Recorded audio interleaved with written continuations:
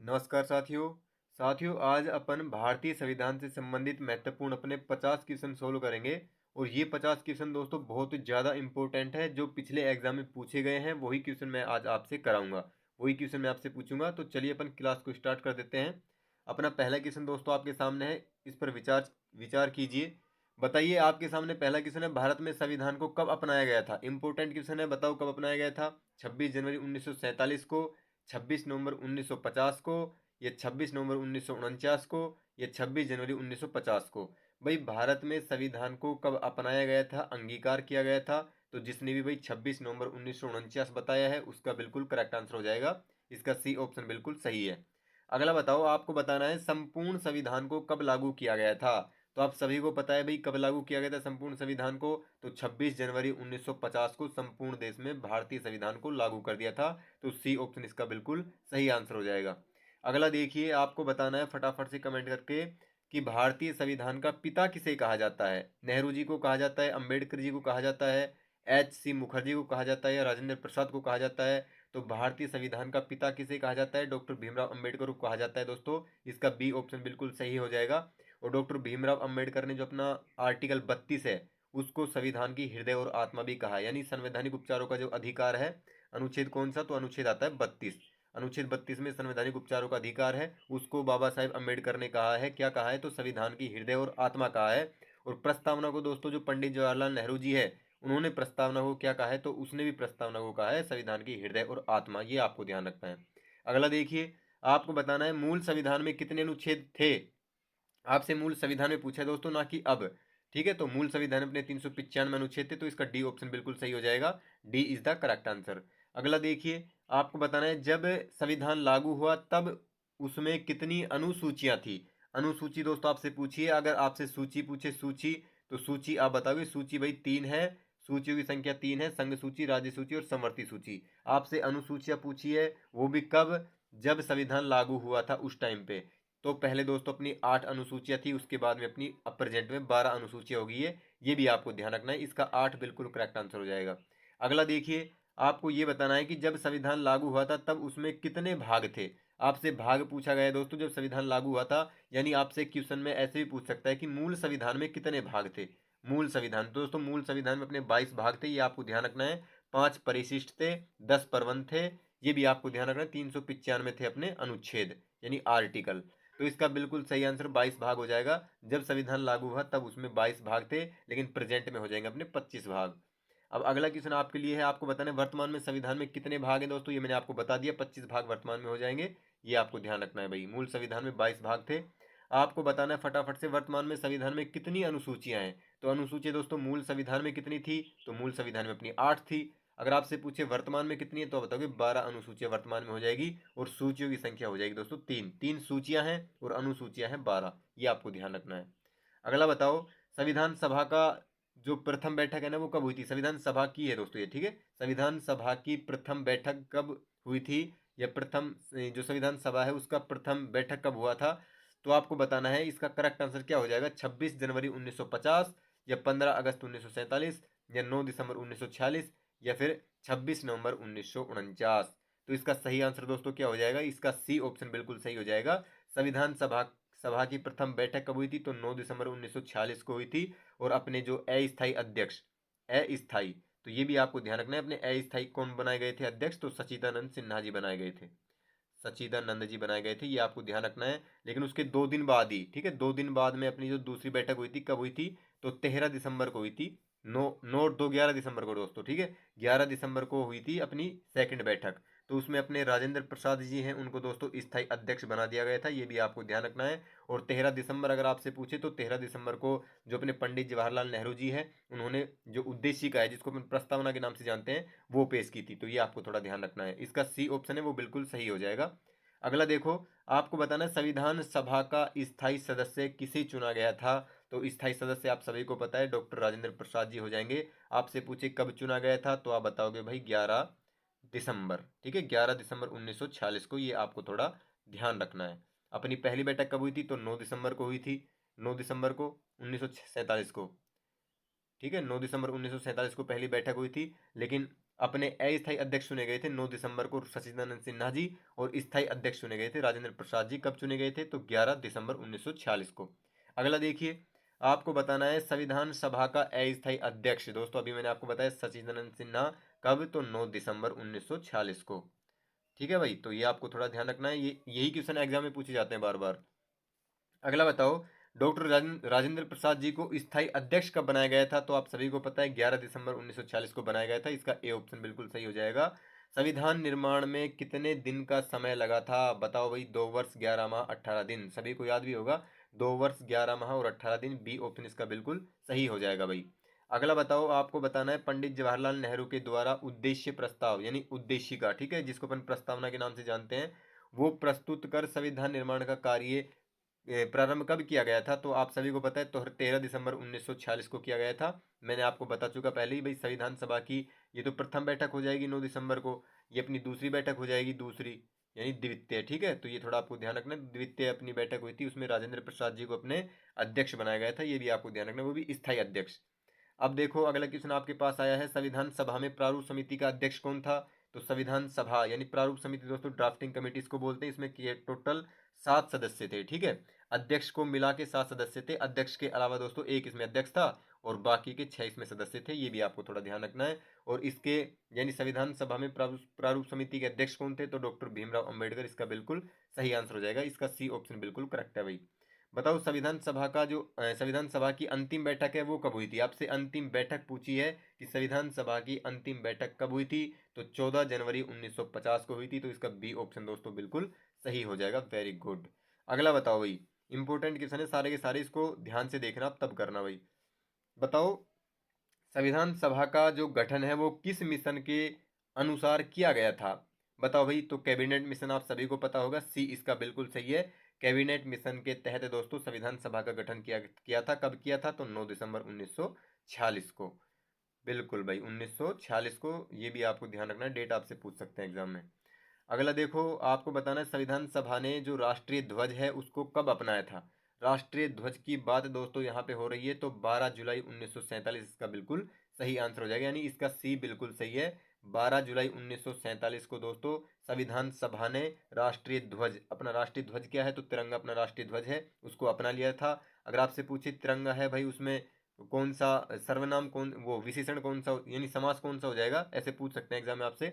तिरंगा में समास कौन सा है? तो आप बताओगे तिरंगा में बहुव्रीहि समास है, क्योंकि ये अपना राष्ट्रीय ध्वज है। एक विशेष अर्थ यहाँ पे निकलता है।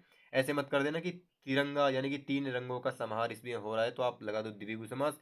अगर द्विगु समास और बहुव्रीहि समास दोनों ऑप्शन में हो तो आप अथॉरिटी सबसे पहले बहुव्रीहि समास को देंगे। अगर बहुव्रीहि समास ऑप्शन में नहीं है तिरंगा में, तो आप बताओगे तिरंगा में अपना द्विगु समास हो जाएगा, क्योंकि संख्यावाची शब्द इसमें पहले आ रहा है तिरंगा यानी 3 रंगों का समाहार। अगर बहुव्रीहि नहीं है तो आपको लगाना है द्विगु। चलो अगला देखिए, इसका हो जाएगा 22 जुलाई 1947, बिल्कुल सही हो जाएगा। आपको बताना है संविधान सभा ने जो राष्ट्रीय गान, अपना राष्ट्रीय गान जन गण मन अधिनायक जय, सबने सुना होगा, तो जन गण मन है वो आपको बताना है कब अपनाया था संविधान सभा ने। तो इसका दोस्तों सही आंसर आपको बताना है 22 जुलाई 1947 को, 15 अगस्त 1947 को, या 26 जनवरी 1950 को, या 24 जनवरी 1950 को। तो राष्ट्रीय गान दोस्तों 24 जनवरी 1950 इसका बिल्कुल सही आंसर हो जाएगा, यानी डी डी ऑप्शन इसका बिल्कुल करेक्ट है। राष्ट्रीय गान को 24 जनवरी 1950 को अपनाया गया था। ठीक है, राष्ट्रीय गान के रचयिता कौन है? तो रविंद्रनाथ टैगोर जी राष्ट्रीय गान के रचयिता हैं, ये आपको ध्यान रखना है। बताओ, संविधान सभा में मसौदा, मसौदा आप सभी को पता है प्रारूप समिति को बोलते हैं, ड्राफ्टिंग कमेटी को मसौदा समिति बोलते हैं। तो आपको बताना है मसौदा के अध्यक्ष कौन थे? तो डॉक्टर भीमराव अंबेडकर थे। मैंने आपको बताया पहले भाई, इसमें एक तो अध्यक्ष था और 6 प्लस सदस्य हो जाएंगे, तो टोटल मिला के इसमें 7 सदस्य थे ड्राफ्टिंग कमेटी में, मसौदा समिति में।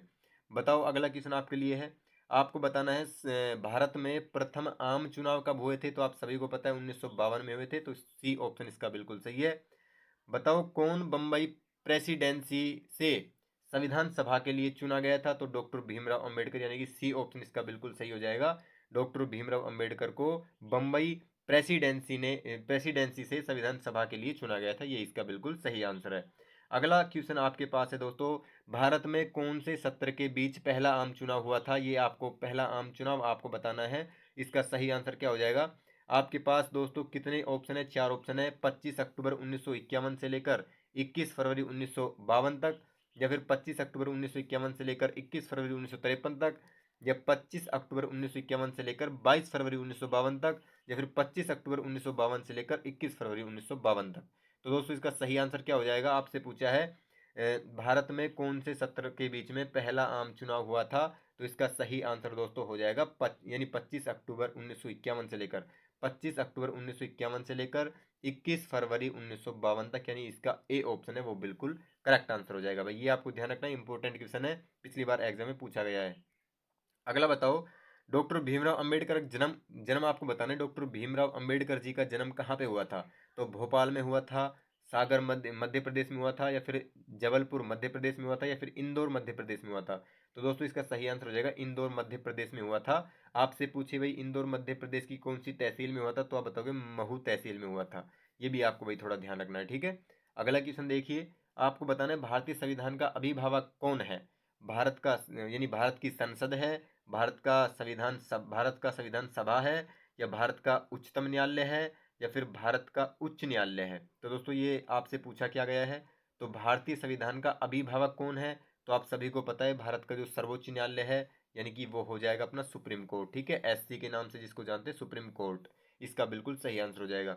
आपको बताना है भारतीय संविधान का जो मसौदा है किस दिन पूरा किया गया था। मसौदा आपसे पूछा है, तो इसका सही आंसर क्या हो जाएगा दोस्तों, जो सर्वोच्च न्यायालय के न्यायाधीशों को दोस्तों आपसे पूछे संसद द्वारा हटाया जा सकता है, ये भी आपको थोड़ा ध्यान रखना है भाई, ठीक है। जैसे भाई अपना सर्वोच्च न्यायालय के जैसे न्यायाधीश हो गए, उनको हटा कैसे सकते हैं, तो संसद के द्वारा उनको हटा सकते हैं। बताओ भारतीय संविधान का मसौदा आपसे पूछा गया है किस दिन पूरा किया गया था। 26 नवंबर 1949 को, 11 दिसंबर 1946 को, ये दोस्तों अपनी दूसरी बैठक हुई थी संविधान सभा की, आपको ध्यान रखना है 11 दिसंबर 1946 को। 26 नवंबर 1950 को अपना संविधान है वो लागू हुआ था, ये आपको ध्यान रखना है, ठीक है। और 9 दिसंबर 1946 को अपनी पहली बैठक हुई थी, पहली बैठक संविधान सभा की हुई थी। तो इसका ए ऑप्शन दोस्तों बिल्कुल सही हो जाएगा। 26 नवंबर 1949 को जो मसौदा है ये पूरा हो गया था अपना, ये भी आपको ध्यान रखना। संविधान जो भारतीय संविधान है उसका मसौदा किस दिन पूरा किया गया था, तो 26 नवंबर 1950 को किया गया था। बिल्कुल सही आंसर हो जाएगा अभी, ठीक नहीं 1949 को, ठीक है, ये आपको थोड़ा ध्यान रखना है। 1950 में और 49 में कन्फ्यूजन रहता है। तो ये अपना संविधान है, ये 26 नवंबर 1950 को तो लागू हुआ था, और ये 26 नवंबर 1949 को क्या है मसौदा तैयार हो गया था। अगला बताओ, आपको बताना है भारत के सुप्रीम कोर्ट का गठन है किसके द्वारा होता है। तो आपको बताना है भारतीय संविधान द्वारा होता है, या भारतीय संसद द्वारा होता है, या मसौदा समिति द्वारा होता है, या कैबिनेट मिशन योजना के द्वारा होता है। आपसे सुप्रीम कोर्ट का गठन पूछा है, तो भारतीय संसद के द्वारा मैंने आपको बता दिया, भारतीय संसद के द्वारा, यानी संसद भारतीय संविधान के द्वारा होता है दोस्तों, ठीक है। ये आपको थोड़ा ध्यान रखना पड़ेगा भाई। सुप्रीम कोर्ट आपसे पूछा है, अगर ऑप्शन में दोनों दे रखे हो ना, संसद भी दे रखी हो और भारतीय संविधान भी दे रखा हो, तो संविधान को अपन अथॉरिटी पहले देंगे। अगर इसमें संविधान नहीं होता तो आप संसद को लगा सकते थे, तब आपका बिल्कुल सही होता, लेकिन इसमें संविधान दे रखा है, यानी सुप्रीम कोर्ट का गठन है किसके द्वारा होता है, तो भारतीय संविधान के द्वारा ही होता है। क्योंकि भाई जो संसद है वो अपने संविधान के अकॉर्डिंग चलती है, तो पहले संविधान को अपन अथॉरिटी देंगे, उसके बाद फिर संसद को देंगे। तो ये थोड़ा आपको ध्यान रखना है, संविधान इसका बिल्कुल सही आंसर हो जाएगा, A option is the correct answer. अगला देखो, आपको बताना है भारतीय संविधान है कौन से सभा के द्वारा तैयार किया गया था, यानी कौन सी सभा थी जिसके द्वारा भारतीय संविधान तैयार किया गया था। मसौदा समिति थी, संविधान सभा थी, कैबिनेट मिशन योजना थी, या फिर भारतीय संसद थी। तो आप सभी को पता है भाई भारतीय जो संविधान सभा थी, संविधान सभा कब 9 दिसंबर 1946, ठीक है, उसके द्वारा क्या है अपने संविधान का निर्माण हुआ था, ये आपको थोड़ा ध्यान रखना है 1946, ठीक है भाई। तो इसका बी, ये ऑप्शन बिल्कुल सही हो जाएगा, बी ऑप्शन संविधान सभा। अगला बताओ, आपको बताना है संविधान सभा के लिए संवैधानिक सलाहकार कौन था। तो दोस्तों ये आप सभी को पता है बी आर अम्बेडकर जी थे, या सी एस मुखर्जी थे, डॉक्टर राजेंद्र प्रसाद थे, या बी एन राव थे। तो बी एन राव इसका दोस्तों बिल्कुल सही आंसर हो जाएगा, B N Rao is the correct answer. संविधान सभा के संवैधानिक सलाहकार बी एन राव थे। अगला देखिए देखिए आपको बताना है सर्वोच्च न्यायालय के न्यायाधीशों को किसके द्वारा हटाया जा सकता है। तो दोस्तों संसद के द्वारा अपन हटा सकते हैं, ये संविधान में लिखा हुआ है, आप सभी को पता भी होगा, इसका ए ऑप्शन बिल्कुल सही हो जाएगा।